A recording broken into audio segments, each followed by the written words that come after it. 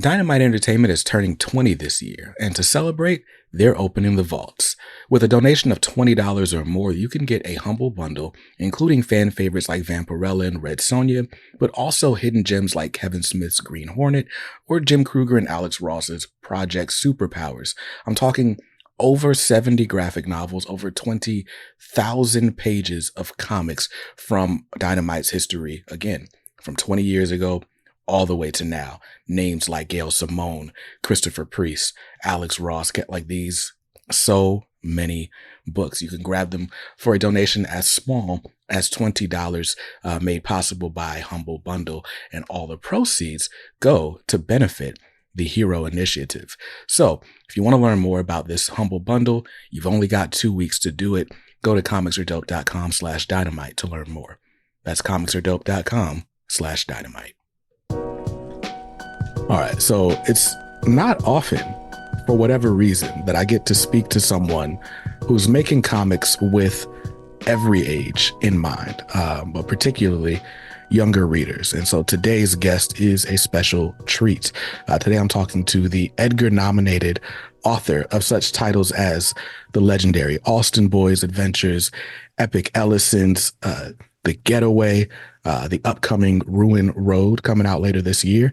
And of course, his most recent title and his first graphic novel, Static Up All Night, is out in stores right now. So grab it wherever you can grab books. I'm speaking with Mr. Lamar Giles. How's it going, sir? It's great. Thank you for having me. It's a pleasure to be able to talk to you tonight. I'm excited to have you, man. It was really cool. I don't even remember quite how we got connected, but somehow I saw, like, you saw my review of Static Up All Night. And so I was like, Yeah, well, yeah. The man who edited the book, Jim Chadwick, who mm, worked for DC Comics for 30 plus years, wow. he tagged me. He was like, "Hey, there's this review that 100% got what we were trying to do with the book." And Mm, I don't typically pay attention to reviews. I just feel like that's a space for readers to be able to commune with each other. Like mhm. I'm not really focused on like looking at my good reviews or reviews that aren't so favorable. Right. Um, but every so often an editor will hit me up and say, "Hey, you want to see this one?" And Mm, he tagged me on your review, and I watched it. I was like, "Wow, he really did get everything we were attempting in the book." So thank you for that. no problem. That's crazy to hear.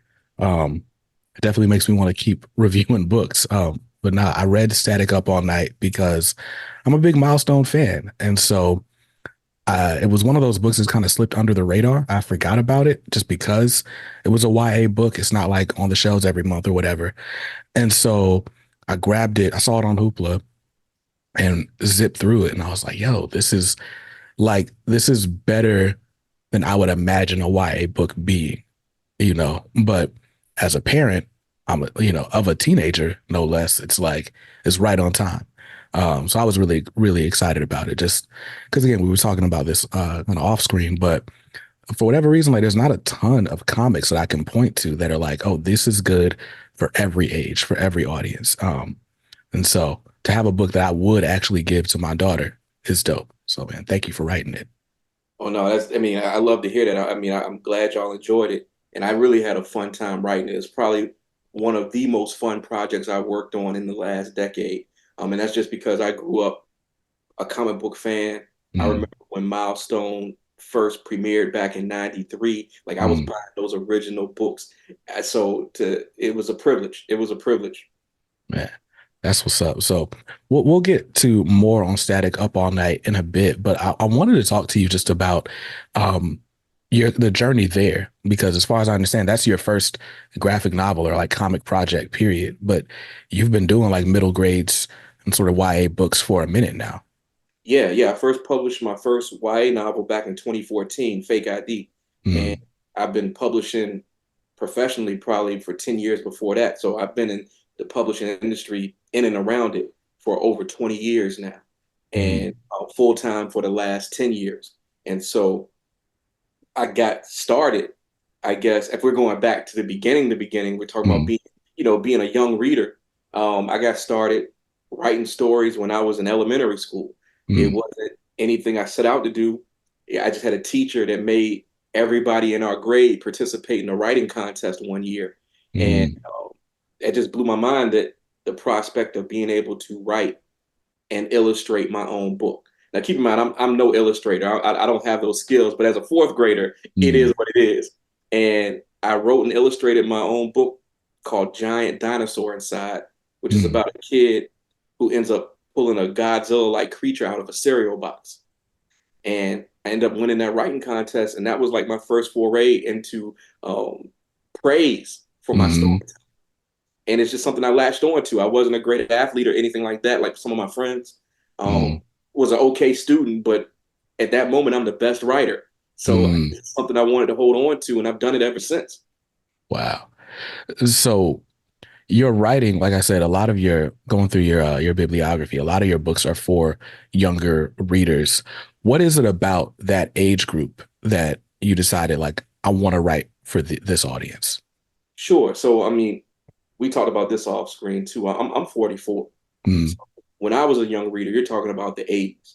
And I'd never heard the term young adult during that time. It was just children's books, and then you jump to adult stuff. So yeah. I was in my early 20s when I first heard the term young adult. Mm, And at the time, I think like the hottest book on the planet was Twilight. hmm. And I read it, and it's fine. It just wasn't my cup of tea per se.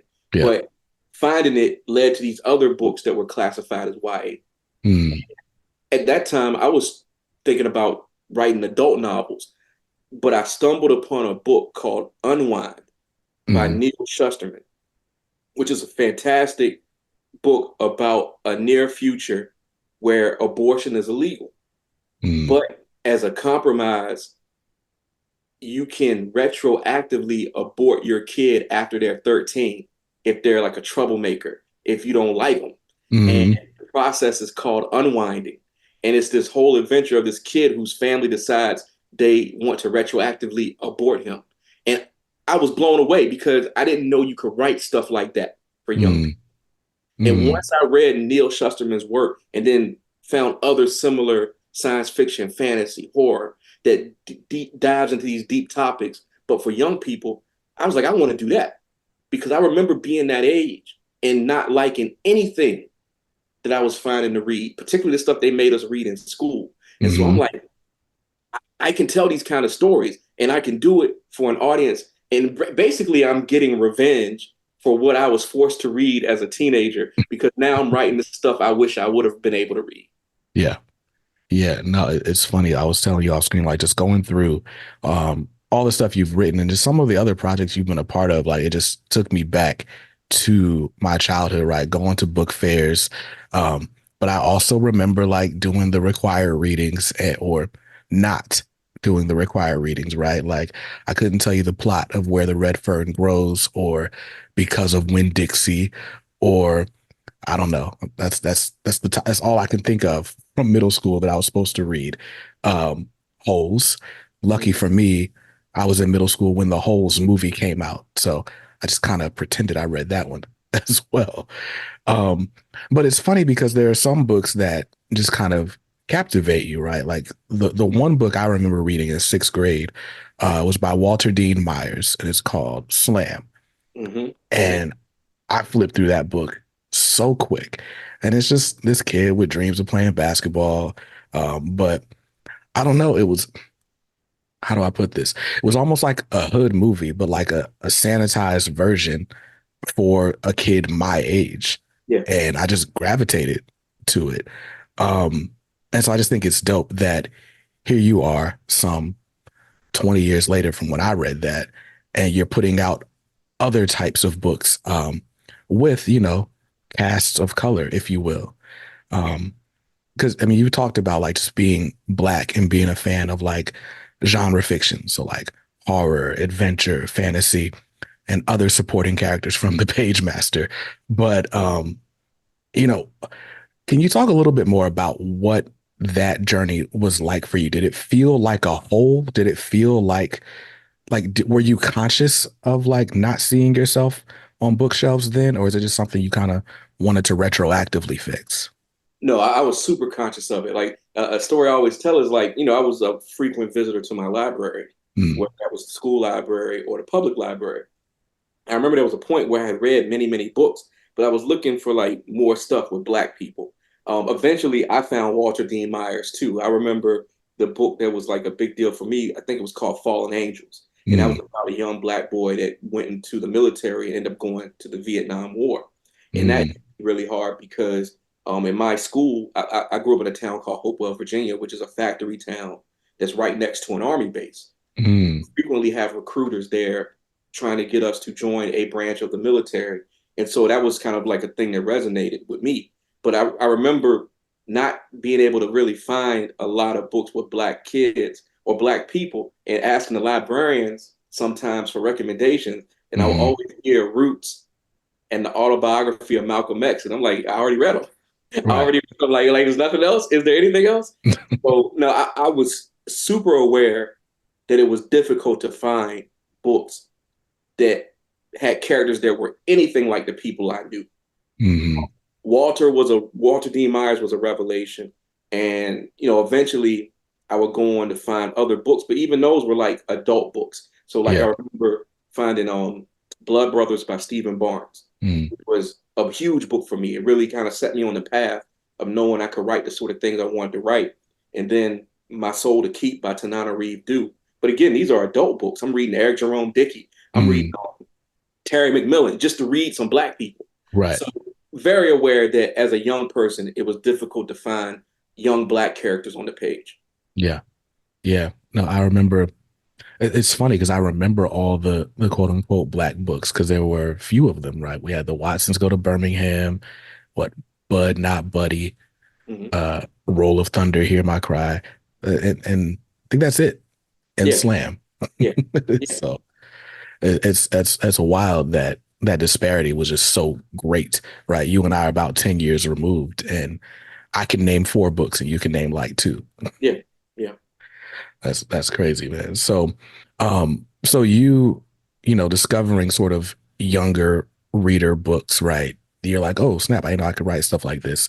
What's the first book you decide to publish now that you sort of found the lane you want to operate in? Well, the first book I was able to publish that was written specifically for young people was my 2014 mystery thriller, Fake ID. Mm, About a boy whose family's in witness protection. He moves to his fourth town in 4 years. He's got his fourth new identity. He makes one friend. That friend gets murdered. And when he starts to look into the circumstances, he's afraid that his own father may have had something to do with it. mm, So this was a situation where, I love mystery novels too. I love all sorts of genre stuff. And I've been reading enough young adult, reading enough mystery where I kind of got this idea that could work as a teen. I was thinking of them as almost like a teen mix of Sherlock Holmes and James Bond. But mm, and that resonated with the gatekeepers that you have to go through to get into publishing. I got a literary agent that I'm still with today. Had one editor and all of big publishing that wanted to take a chance on me. They mm, bought the book and have pretty much been going ever since. That book published in 2014. I wrote another young adult mystery called Endangered the year after that. Both of them got nominated for Edgar Awards, which sort of put me on the path of being recognized by a lot of different editors. And mm, that opened up the door for a lot of opportunity that's kept me, pretty much valid to today. mm. What's that process like to find a literary agent and kind of get discovered in this world? So it could be vastly different now. This is over 10 years ago when I did Mm, it. But the way it would work is you write the book first. You write the mm, book. Literary agents are like readers. They have certain taste. So whatever book you wrote, you want to look for the literary agent that has a taste for if you're writing genre of fantasy, you want to find a agent that likes fantasy, or if you're writing horror, you want to find an agent that writes horror. And that's a simple process of just taking the books you like to read. You can read the acknowledgments. A lot of times people thank their agent. That's one way to mm. find agents that like what you like. Got you. It's a matter of presenting the book to them in a way that sounds appealing. It's called a query letter, Mm, where you pretty much just tell them a little bit about the book, a little bit about yourself. And some of them will tell you, like, send a few pages. Some will say, send a chapter. And based on that, if you've done some solid work, they may want to see more. If they see mm. more like it, they'll say, hey, I want to represent you. and put your book in front of big time editors. Mm, From that point on, if they've got the connections and the book is solid, they can connect you with an editor who can make an offer to publish you. So that's a mm, simplified version of it, but that's pretty much how it used to go. It's probably a lot of different ways people do it now that has to do with social media, yeah, um, and things of that nature. Like I said, I'm a little bit removed from that side of it. got you.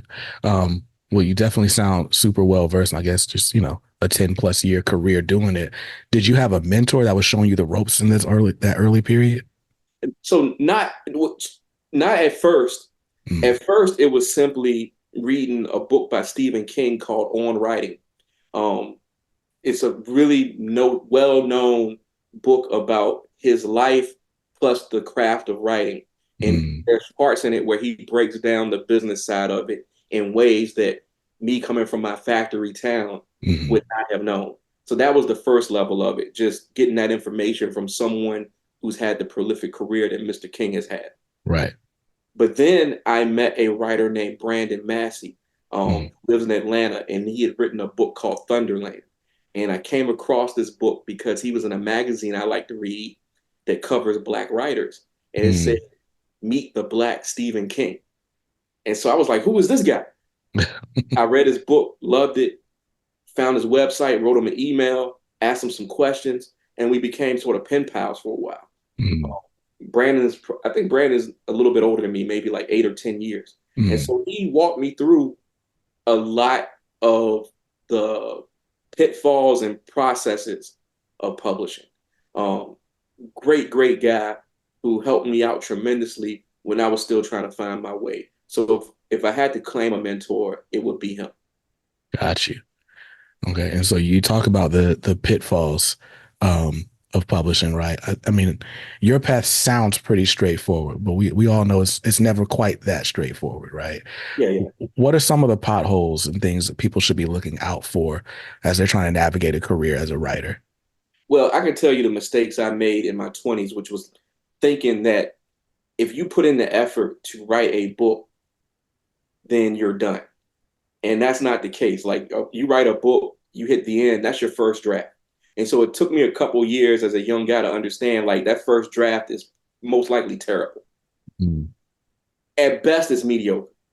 And so what I would do is finish a book because I probably wrote 7 or 8 novels that I tried to get in front of agents and editors for an 8 year span where it was 100% rejection. And the mm, reason was I wasn't really treating it in the manner of a professional. So I finish a book, hit the end. I think it's done. It's good to go. And I just mm, shoot that thing out to all kinds of people. And it's really it's not polished. There's a lot of mistakes. So that's one thing Brandon put me on to, like, hey, you gotta turn in clean stuff. So that yeah. means second draft or third draft, or on average, my books I publish now, from the time I start to the time the public can read them, the public's probably reading the fifth or sixth draft. Mm, So I didn't understand that part of it. That was a pitfall. Not really doing your research into the literary agents who rep the stuff that you write. I would just send a bunch of query letters to agents, and they might represent romance. I'm not mm, writing romance. And so that's an automatic rejection that I didn't have to get. got you. And then it comes that that's the professional side of like your craft. The business side of it is like being careful what contracts you sign, what kind of clauses are in them. Mm, That's the benefit of knowing what a contract should look like and having a good agent who can also look at that contract. So like Brandon taught me some things to look out for there early, and my agent is good, so she was also on top of my first contracts. So I'm almost always very happy with my contracts because we know what a good contract looks like. But if you don't know that, you can end up in a situation where you're trapped mm. and you really can't expand your career. So those are little things. Like I said, I could get more specific. I don't know how much of that you want to hear. Got you. Got you. Yeah, no, I mean, all that's great. I know a lot of people that, are dedicated enough to listen to a podcast, right? Typically they're aspiring themselves. So I always try to get a few nuggets that we can pass along to the next generation of writers. So you wrote Fake ID, right? You kind of get the ball rolling in your career because you got Edgar nominated for the next books. Um, I want to hear a bit about the legendary Austen boys, because when I think about like just sort of middle grades books, the first things that come to my mind, things I was reading as a kid, like Encyclopedia Brown and the Hardy Boys. And so when I hear the legendary Austen boys, that's exactly what that reminds me of. But I'm curious to know just what the inspiration was and what's the general premise of the book series. Sure. Well, before I get into that, I would say like I read the same stuff, and one way that we pitched the Legendary Austin Boys series is that it's as if the Hardy Boys crashed into the Phantom Toll Booth, and Mm, the Phantom Toll Booth was a big book for me. And the premise of the Legendary Austin Boys, the first book is the last day of summer, is that there are these two cousins, Otto and Sheed, who essentially solve supernatural problems in their very weird Virginia town. And mm, the first book, they accidentally freeze time. They freeze the whole town, and they have to figure out how to unstick people before they're frozen forever. And mm, that book just simply came from it was two things. I was writing young adult mysteries, and there's a writer who's very notable in children's fiction named Kwame Alexander. mm, Kwame, he had won the most prestigious award in children's fiction, which is the Newbery, and he started an imprint where he was going to publish other authors. And me and him had been friends for a while, and he reached out because I've been writing for a teen audience, and he was like, "Hey, I'm starting a middle grade imprint. mm, Do you have any ideas for a younger audience?" And I said, "I sure do, Kwame." And he like, "Well, hold on to it. Let me get things in order. When get it ready and pitch me your best." And so I'd always had in my mind I wanted to write about my childhood, but in a very fantastical way. And so the legendary Austin boys, Otto and Sheed, are essentially me and one of my cousins. mm, We're very close together. We ride bikes around our town, get into our own little adventures. And I mm, was just like, hey, let's add fantasy to it. Let's add humor to it. mm. Ended up getting a 4 book series out of it. Wow. And wow, that's crazy. Like, so how does it, I don't know. It sounds like ideas come to you, fairly quickly. How is it being sort of, you have an idea for some characters. When you conceive of the idea, do you conceive of it as a series? Is it just one story and now like, well, I've got all these supporting cast, let's put them in a different situation. How does that work for you? So with the Austin boys, it was always conceived as a series. Mm, With my other books, they tend to be standalones, but with an open door at the end because I feel like I could go back to any of those characters, any of those situations, and tell a different story. And that's just through decades of practice at this point. mm, But most of the time, and this has been drilled into me just the way the business works, and you just never know how things are going to go.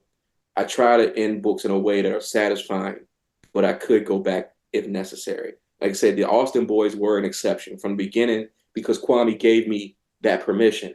I was mm. thinking series. Everything else is sort of its own thing, but those characters still exist, and I can always go back and tell a story with them. Got you. And so we talked about like adventure and mystery and stuff like that, but you're a pretty big horror fan as well. And you've got this book called The Getaway. What is The Getaway about? The Getaway is my dystopian horror novel that came out in 2022. Mm, It's about a young man named Jay Butler who lives and works at a luxury resort called Karloff Country.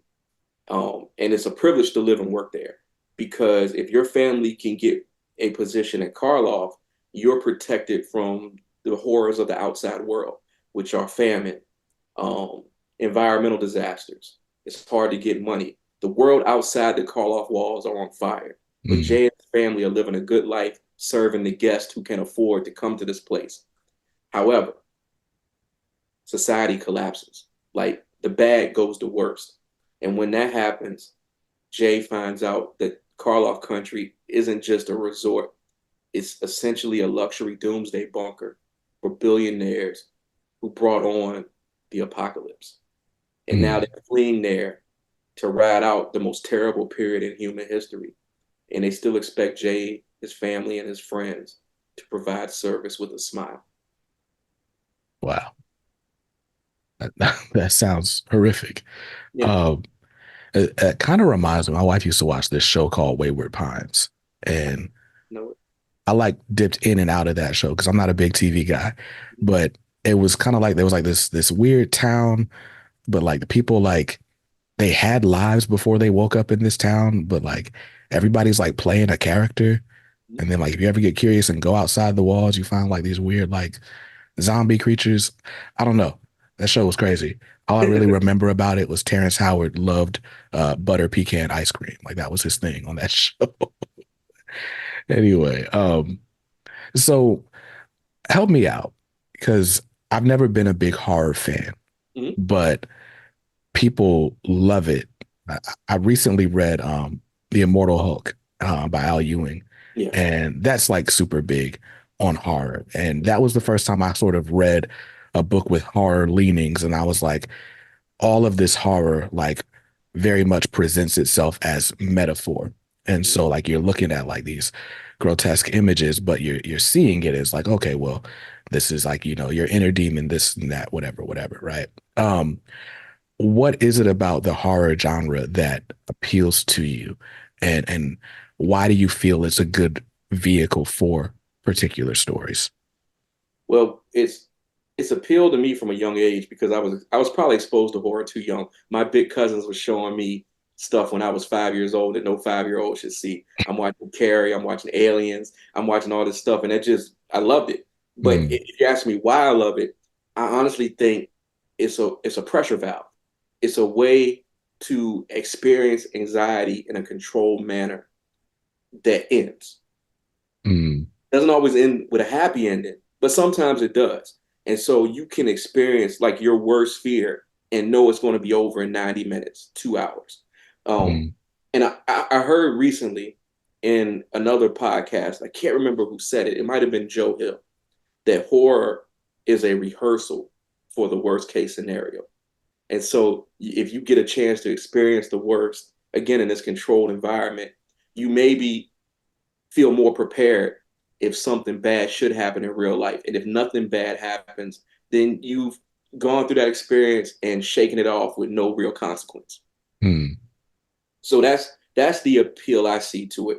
And in terms of it being a vehicle for my own stories, I think it also gives you an opportunity to discuss difficult things that would be harder to discuss if you were trying to like frame them in real world situations. Like the way you really can't have a political conversation right now without it being mm, a fight. It is really going to be a hot button issue no matter what you do. But present it in metaphor through these horror stories, like the story I told you about Unwind, which has mm, this whole thing about retroactive abortions. mm, Like that's a thing you can get into that people may have an easier time digesting and being able to discuss without it being a fight. mm. That makes sense. That makes sense. So I would love just an example, maybe out of your catalog of just a conversation that you wanted to have, but maybe couldn't in any sort of normal environment. It was like, all right, let's put this in the book and see where it goes, and maybe a discussion that led from it. Well, I'll say Ruin Road, the new one is coming out. So I'll tell you the premise and then I'll tell you the discussion. Okay. Um, Ruin Road is about a young man named Cade who's a star football player. He's a black boy, he's big, and he's beloved on the football field, but everywhere else he goes, people automatically fear him because we know that our children are sometimes seen as being bigger, older, and more dangerous than they actually Hmm. are. And through a set of circumstances, Cade makes a wish that comes true. And the wish is he wishes people would stop being afraid around him. And while that comes true, what happens is they actually lose all fear. And Mm, once they don't fear anything, it begins to escalate into very dangerous situations. And mm, the discussion there, and it's not that it's a discussion that I can't have and haven't had, but I right. also know that certain people who are going to push back and there's going to be an argument is Yeah. the idea of how black children are seen as adults well before their time, and that's Mm, resulted in tragic deaths that shouldn't have happened. yeah. Yeah. No, that's facts. And that makes sense, right? That's such a political conversation, or it's framed as political when it really could just be, a human conversation. Like, hey, let's fix this. Um, and yeah, I see it all the time. Like I'm raising girls, right? My daughter's in eighth grade. And so I'm at this point where it's like, all right, the world sees her as a woman, but I'm like, we're barely like doing, whatever, like middle She's still school your baby. math. She's still Right. your She's my baby. baby. Yeah. Exactly. And so it's like, it's this weird, like, conundrum we sort of live in where it's like, all right, she's a baby to me, but she's who she's going to be to everyone else. And I'm like, we're working on, I had to break to do this. We're working on, she's got a science project we're working on. It's due tomorrow. And it's just like little things we're going through, right? Like, why didn't you plan this out better? We've had this for 3 weeks, right? And so like you can't trust your kid to make life decisions, let alone life or death decisions. Yet they're put in life and death situations all the time. Um, it seems increasingly early, like especially if you're following news articles, and that just gets crazy. So that's dope. Yeah. I'll say this. You're ahead of me on this. I have a 2.5 year old, a girl. Mm, And I'm terrified for like the stuff she's gonna have to deal with. Like not it's not like a paralysis I feel. I got mm, to do what I gotta do. But yeah, I feel you. I mean, the stuff these kids have to deal with, I'm scared for my little girl. I mean, I imagine most parents are. yeah, yeah. No, I mean the phones, all of it. Don't get me started. It's a whole different podcast. But you got some time to prepare, so that's Yeah. good. Yeah. You know, and plus you're an author, so I imagine you've got a house full of books, Oh and that'll yes. keep her busy. Yeah, we read every night already. She loves books, and and I'm open to advice. If you want to ever shoot me any tips, feel free. Absolutely, I got you. I got you. Yeah, nah. My thing is, especially with girls, right? Like, I don't want any kid to feel like they have to be an adult sooner than they have to, really, right? And that goes for, I mean, now we're having conversations about, okay, where are we going, what are we thinking about for college and this and that, right? In 5 years, we got to think about, okay, how, like, we're talking about, there's this weird thing, this conversation online about like how long a parent will let a kid live in their house, right? Mhm. I know when I was growing up, it was like when you're 18, you're going to college, you're getting a job. But if you're not going to school, you're getting out of my house, right? Right. Um, and in other households, it's not necessarily that way, right? And the way I feel is like, look, and maybe I'm more lenient with girls because it's like technically I'm responsible for you until you get married, so you can live in my house for as long as you need to live in my house, right? I think for I don't have any boys yet, but I'm like I feel like I've got to like light a fire under them a Mhm. bit sooner, but I think I want the lesson to always be like I got you. Like, as long as you are putting forth some form of effort, like all this stuff I'm building, it's for you. It's not for me to sit back and be like, I got a big house, you don't, Yeah. you Yeah. know? So, that's those are the conversations I'm having now. But going back to, toddler age, I got a 3-year old as well. And it's just, I want you to learn the lessons of life as soon as you can learn them. But I don't want to artificially mature you. Yeah. And that's really all I got in the moment. And I mean, like you said, this could be a whole other podcast conversation. Like even Mhm. the financial realities that our kids are going to have to deal with trying to leave the house at an age where we could go out and get jobs that could get us an apartment, that Mhm. pay for groceries. And right now, that I don't know what sort of dollar amounts my daughter's going to be dealing with when it comes to rent and food, and Right. that's going to play a factor into when she can feasibly go out and live on her own. So I'm Mhm. with you. I mean, I'm like you.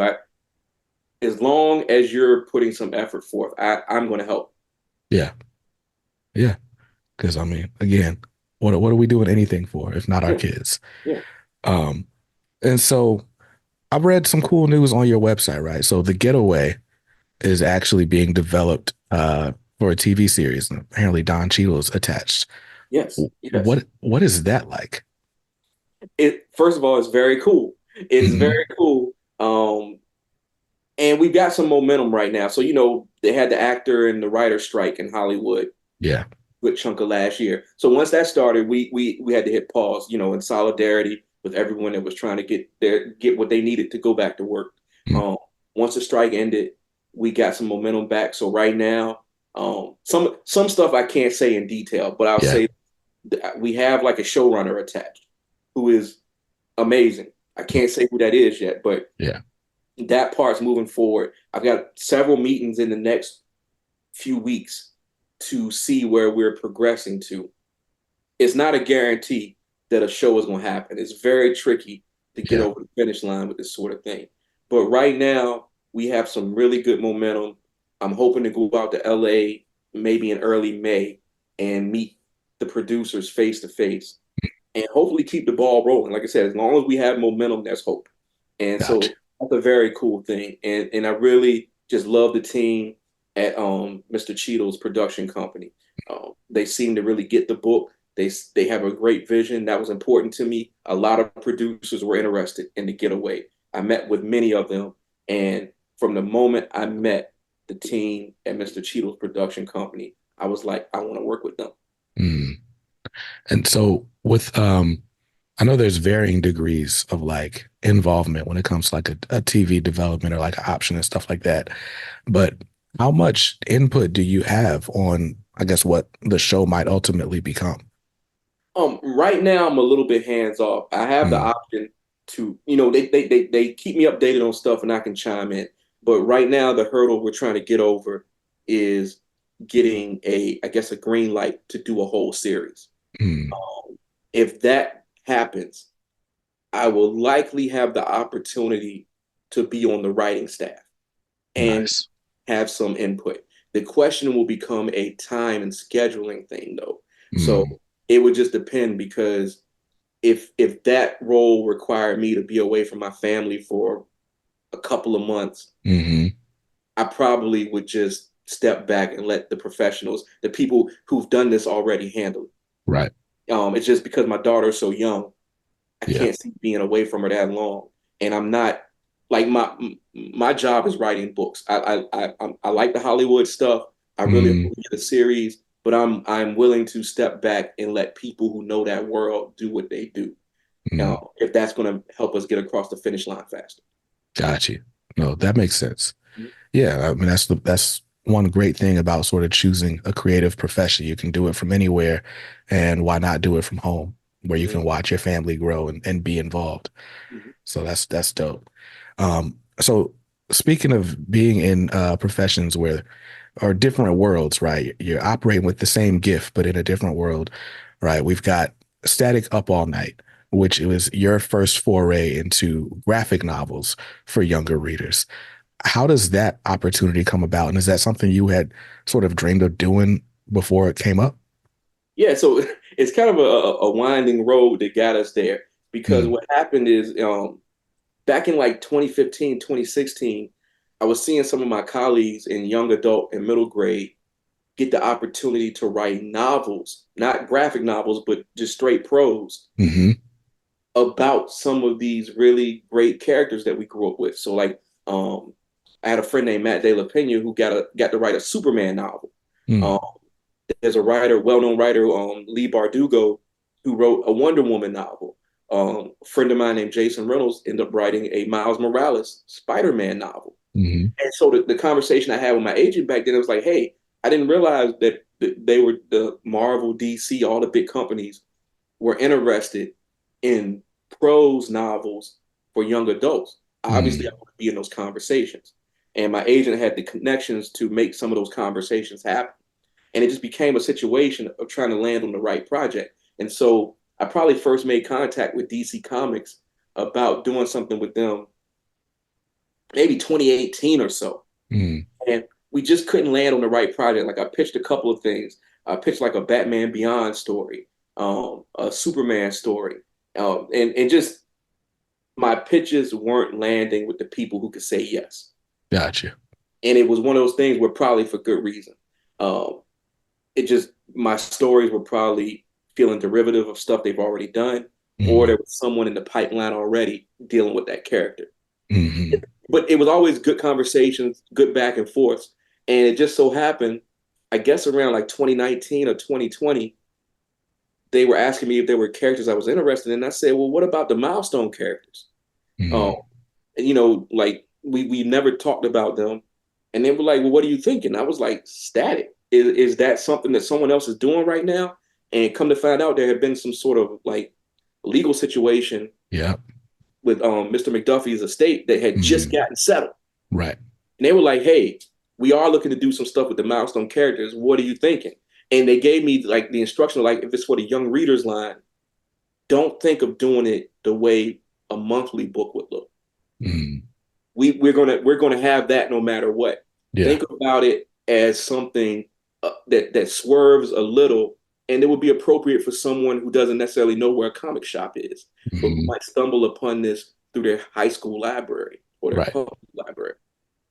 So that got me thinking, and I really went with a big swing. I said, Virgil's a teenager, his friends are teens.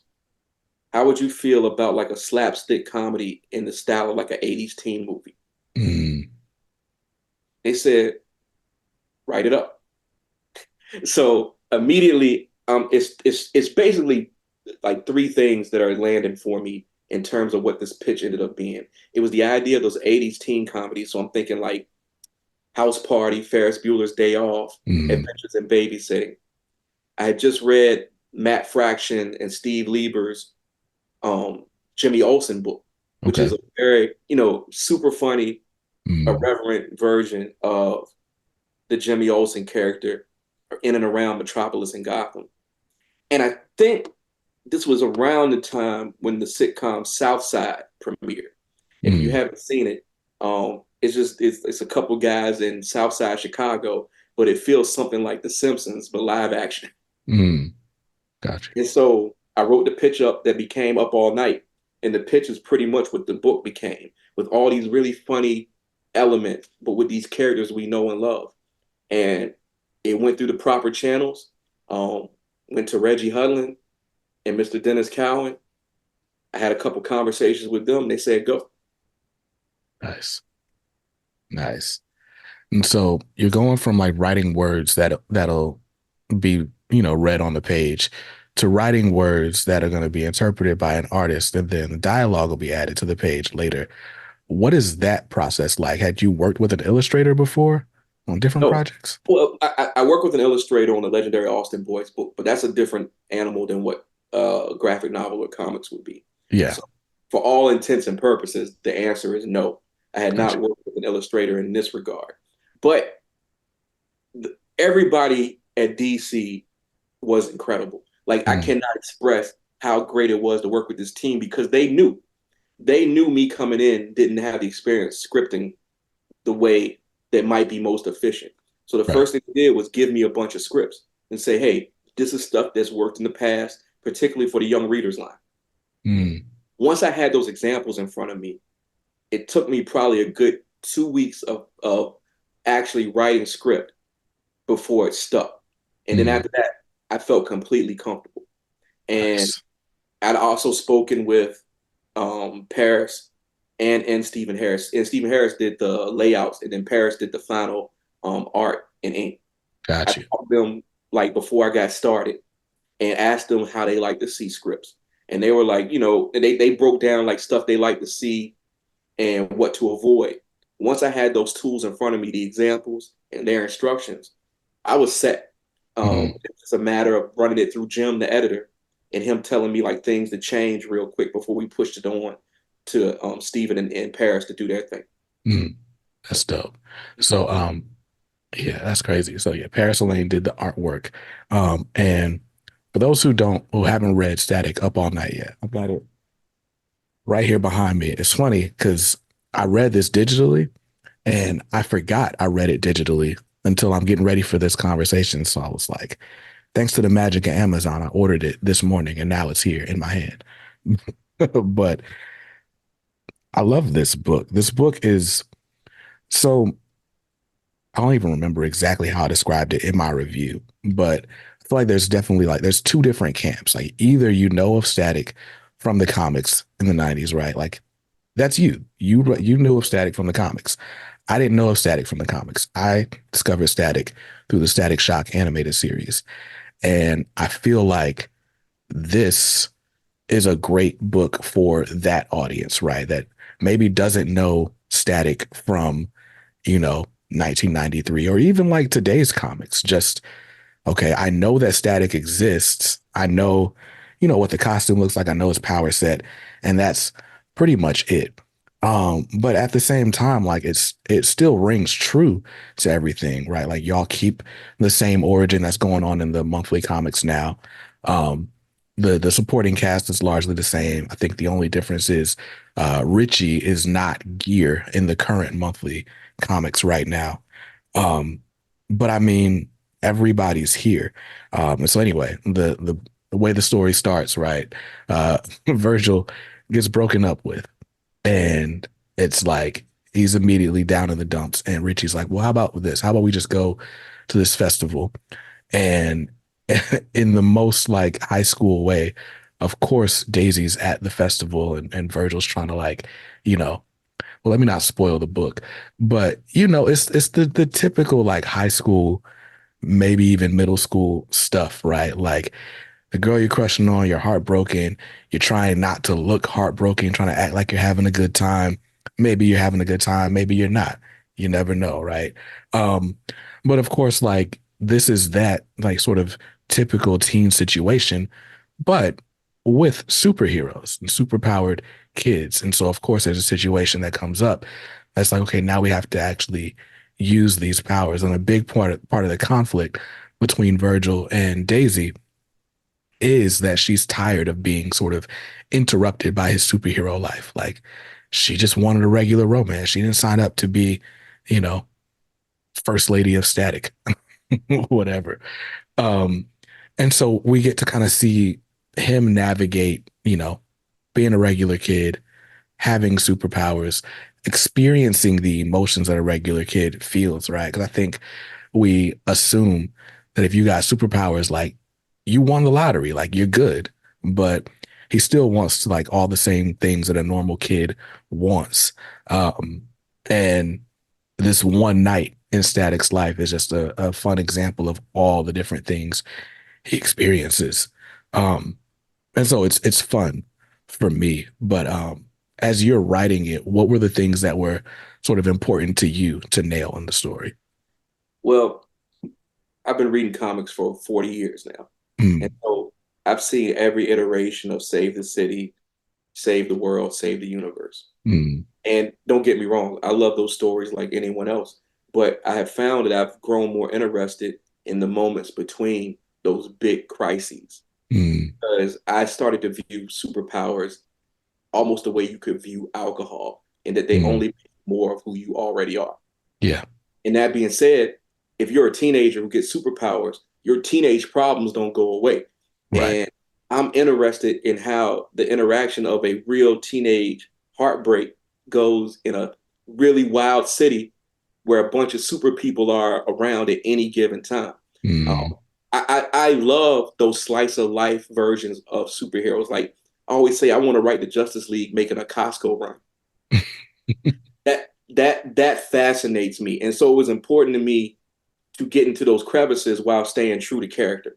Mm, Um, and even before I started, Mr. Dennis Cowan, one of the Milestone founders, the tip he gave me in writing Virgil is that Virgil is always the light in the room.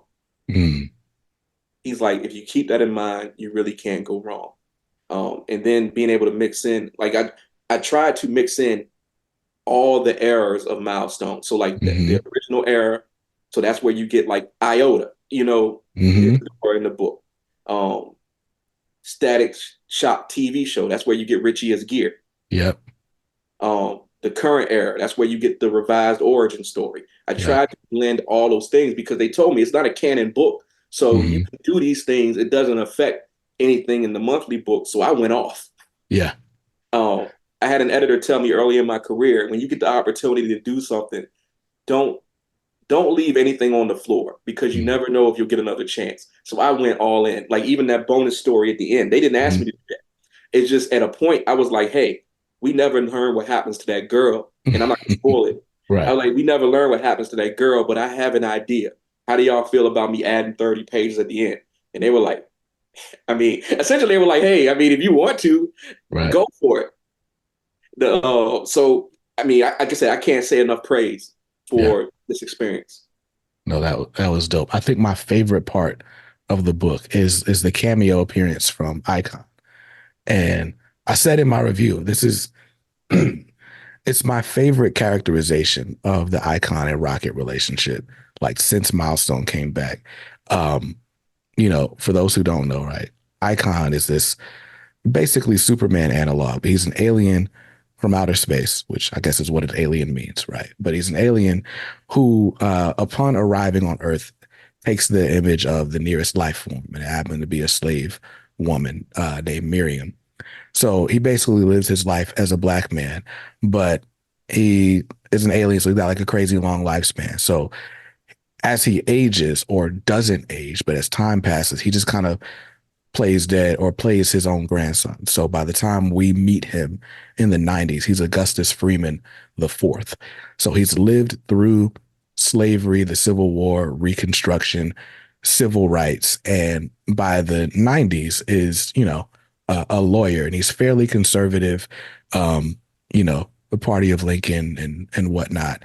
And he meets this young girl, Rocket, who basically finds out that he's got these superpowers in this confrontation, and it's like, why aren't you doing anything to help people? And so the classic Icon and Rocket relationship is like young versus old, conservative versus progressive, and just overall like out of touch versus happening sort of dichotomy. And I felt like when Icon shows up in this book, it's a super brief appearance, but Icon comes across as like the it's almost like Braxton on Jamie Foxx, like, but he's the grandpa, like he's the grandpa, literally to Rocket's kid, basically, and it I don't know, I just thought it was super well done. Like I don't know why other iterations haven't necessarily like hit that nail on that head, but yours did. And I was like, oh, that's a perfect way to play it. Like it's exaggerated, it's funny, but it makes sense to everything we know about them.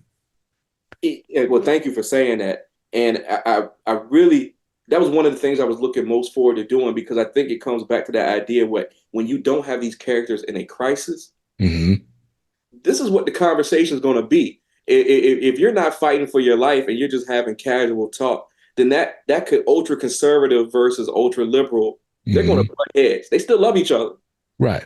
They're still family, but he's your uncle that's going to give you the book by that. I'm not even going to say his name, but that Mm-hmm. brain surgeon who went on to Uh-huh. go into politics and tell you how great this guy is, and you're like, no, this Right. is like. So I really wanted to depict that sort of interaction of people who love each other but vehemently disagree on political stuff and how that manifests in things you wouldn't think, like Right. the purchase of a children's book. I love when Rocket's like, I'm not giving my son this book. I said, I thought you might say that. I bought two. That's I great. had so much fun with that scene. And then poor Virgil, who's not privy to this stuff, it's Right. just like I want to talk to him. It's a mistake, Virgil. Don't engage that man. That was perfect. That was great. Um, but now, I mean, Up All Night, I mean, I could talk more about it, but I will spoil the book, so I'm gonna chill.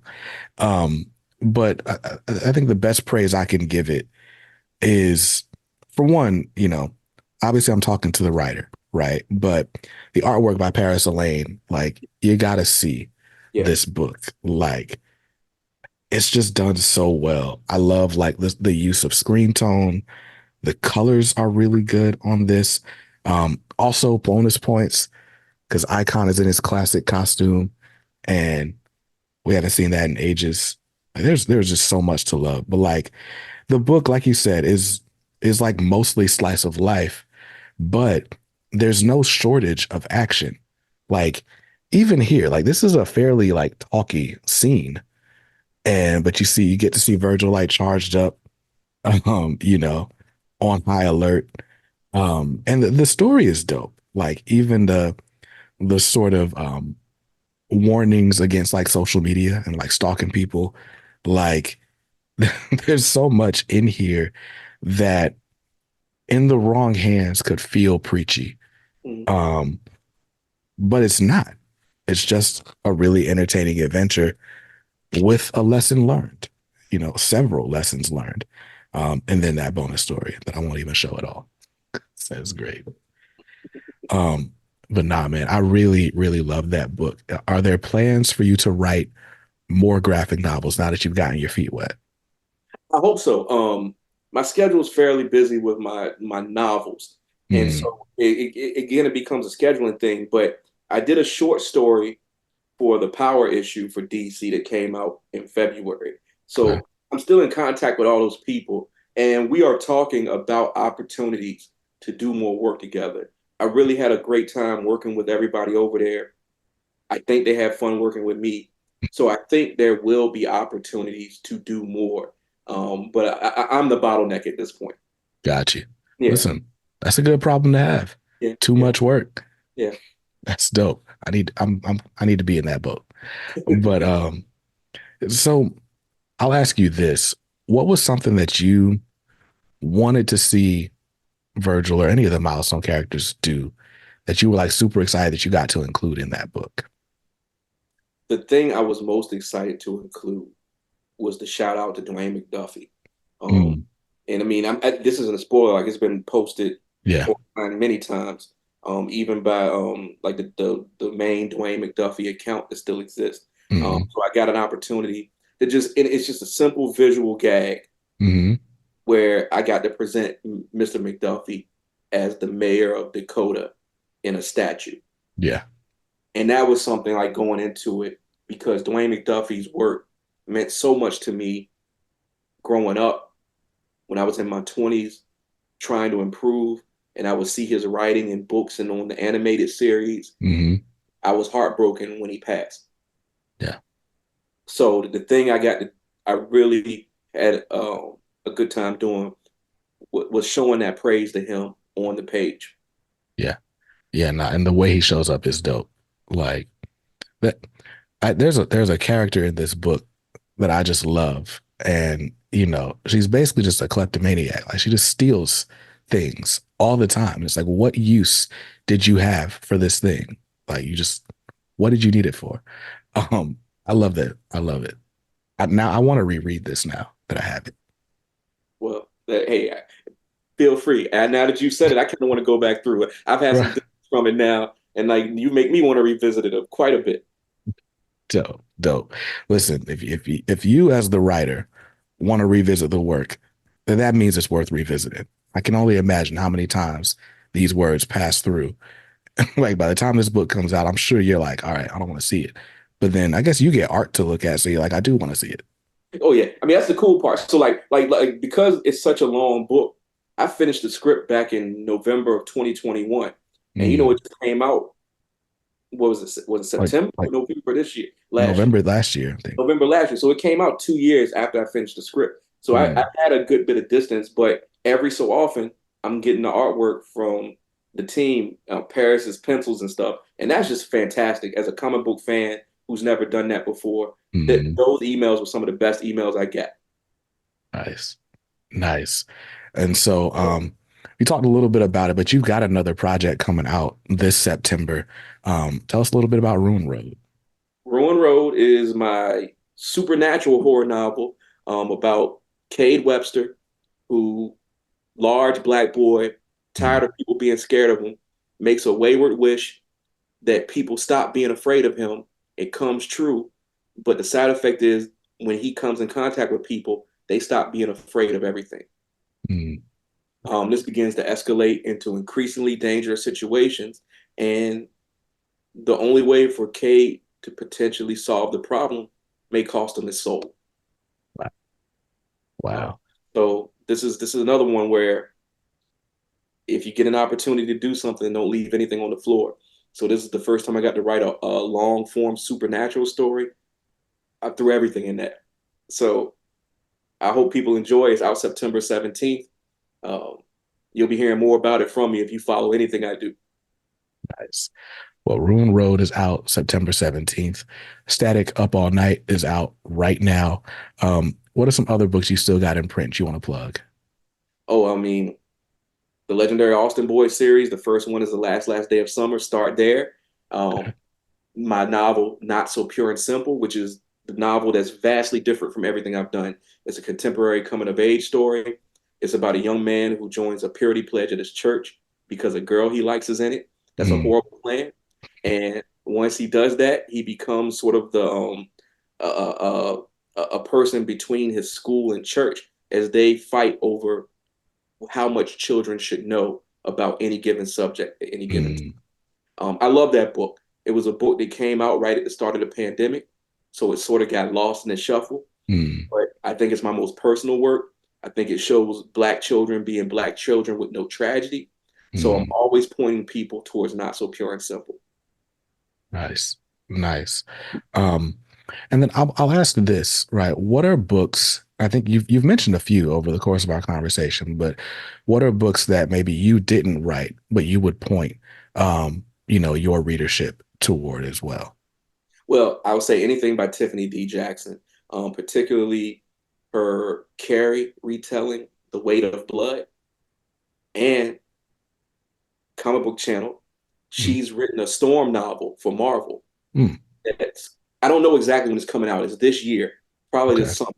So I would say I would point you towards Tiffany D. Jackson, um, Danielle Clayton, who writes a fantastic fantasy series called The Marvelers. Mm, Um, I could go on and on, man. Jason Reynolds, the Miles Morales novels. mm. Like I have so many people I admire. I could point you to, but I'll stop at those three for now. Nice, nice. It's funny. You were talking about superheroes and like slice of life situations, and that reminded me of this Kickstarter that Stephanie Williams did. This little book. It's called Living Heroes. Wow. And if you ever see her at a con, she's usually selling it at a con, but it's like these little shorts, and it's basically living single with like Marvel characters. So we got Storm, you got Misty Knight, Monica Rambeau. Um, there's even like a Beauty of the Week Well, that's dope. segment, like Jet Magazine in here. So it's funny, and like, there's this one where T'Challa's trying to get back with Storm, and he like shows up dramatically at Thanksgiving dinner. Um, but when you were talking about that, that's who came to mind. I think she's supposed to be doing the show at some point, but she's also got a Moon Girl and Devil Dinosaur book coming out through Scholastic. I want to say like next month. Oh, wow. So I'd point people to that as well. But man, this has been an awesome conversation, man. I really appreciate you stopping by. Um, before you get out of here, where can people find you if they want to follow what's going on? I'm easy to find. LamarGiles.com, Lamar Giles on Instagram. That's my main social media that I use these days. Nice, nice. Yeah, that's where we connected. Yeah. Um, again, man, thank you for watching the review, for tuning in, and like I said, for doing this. I'm excited. And then when some of these other books come out, now I know what I'm gonna buy for my daughters. So we'll probably have more conversations offline. Well, that's what's up, man. I look forward to it. Thank you for having me. No problem at all, man.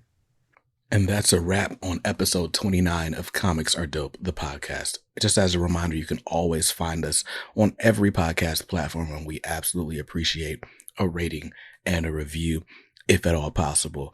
You can also find us on YouTube, and channel members get first access to the full video conversation between myself and the featured guest of the week. So check that out at youtube.com/@comicsaredope. I don't know what you guys got going on after you listen to this, but hopefully you're staying safe, staying awesome, and reading something dope today. Peace.